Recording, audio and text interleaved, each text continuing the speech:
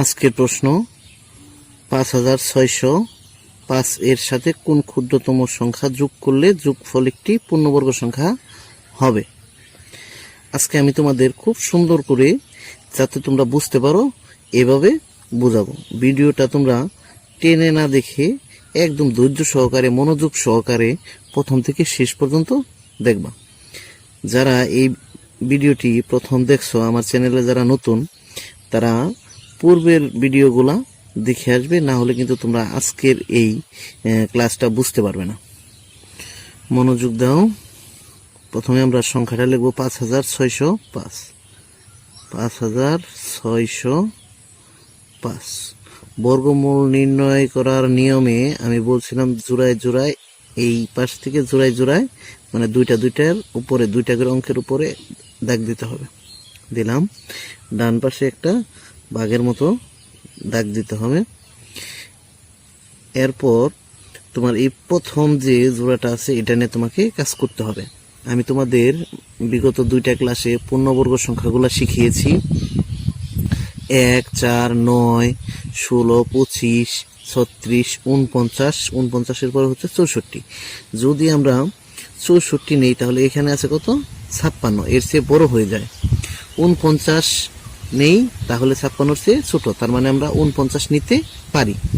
যদি আমরা 49 না নিয়ে যদি বলো স্যার 36ও তো এই 56-এর চেয়ে ছোট, আমি বলবো যে তোমরা সর্বোচ্চ বড়টা যেটা কিন্তু 56-এর চেয়ে ছোট, সর্বোচ্চ বড় পূর্ণবর্গ সংখ্যাটা নিবা।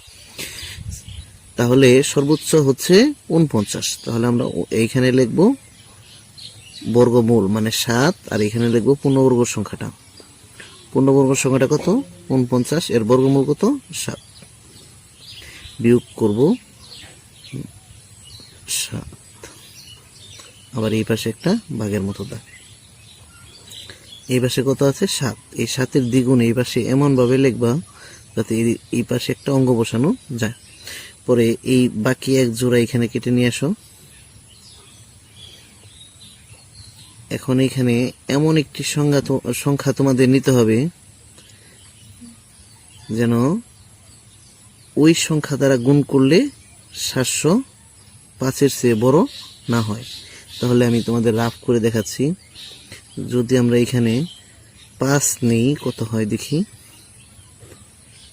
5 5 25-এর 5, হাতে থাকে 2, 4 5 20, আর 2 22, হাতে থাকে 2, 5 1 5, আর 2 7। 725 একটু বেশি হয়ে গেছে, তার মানে আমরা এখানে 5 দিতে পারবো না। তাহলে আমাদের দিতে হবে 4।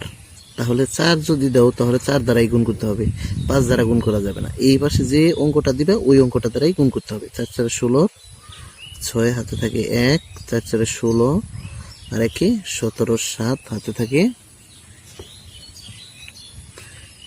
1, 4 1 4, আর 1 5। 576। কত হলো? 576। এটা 705-এর চেয়ে কম আছে, তাহলে আমরা এখানে লিখব 4। এখানে লিখলে এইখানেও লিখতে হবে, এই যে এখানে ভাগফলের এইখানে লিখতে হবে, আর এইখানে লিখবো আমরা 576। বিয়োগ করি। 6 আছে 15 হবে, 9 হলে হাতে থাকে 1, 1 আর সাথে 8, 8 আছে 2 হবে, 10 হবে 2 হলে হাতে থাকে 1, 1 আর 5 6, 6 আছে 7 হবে 1 হলে। এখানে খুব খেয়াল করে দেখো যে আমাদের ভাগ শেষ কত রয়ে গেছে? 129। যেহেতু সংখ্যাটা নিঃশেষে বিভাজ্য হয় নাই, সেহেতু এটা পূর্ণবর্গ সংখ্যা নয়। তাহলে আমরা কথাটা লিখি, যেহেতু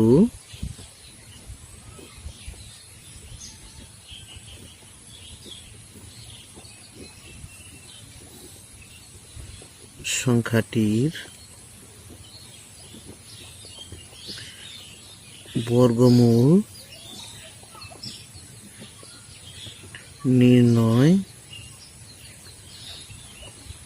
করতে গিয়ে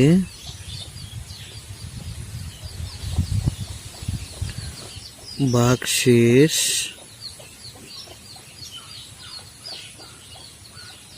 129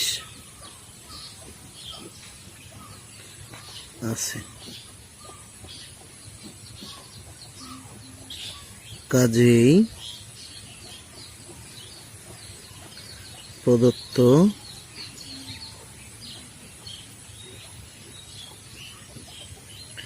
সংখ্যাটি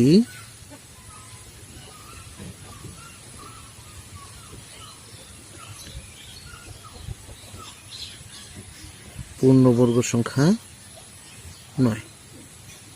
নিঃশেষে বিভাজ্য না হওয়ার কারণে সংখ্যাটি পূর্ণবর্গ সংখ্যা নয়।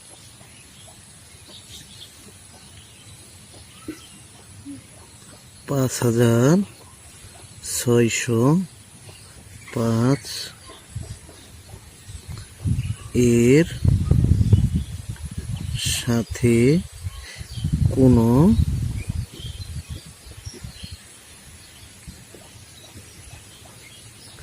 ক্ষুদ্রতম সংখ্যা যোগ করলে যোগফল পূর্ণবর্গ হবে এবং তখন এর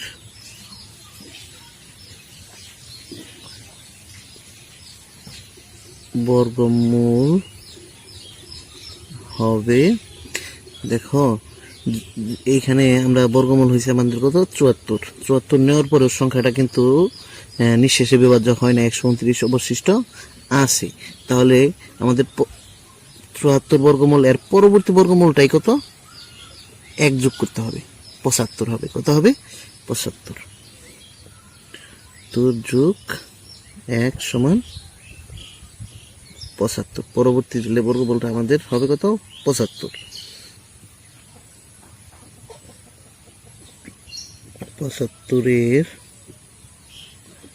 বর্গ সমান 75 গুণ 75। তোমরা ক্যালকুলেটর বা খাতায় রাফ করে এই গুণটা করবা। আমি সরাসরি করছি। 5625। অতএব নির্ণেয় ক্ষুদ্রতম সংখ্যা সমান, এখন যেটা লেখলা এটা আগে লিখবা। 5625 থেকে বিয়োগ করতে হবে যে মেন সংখ্যাটা আমাদের দেওয়া ছিল 5605 সমান 20।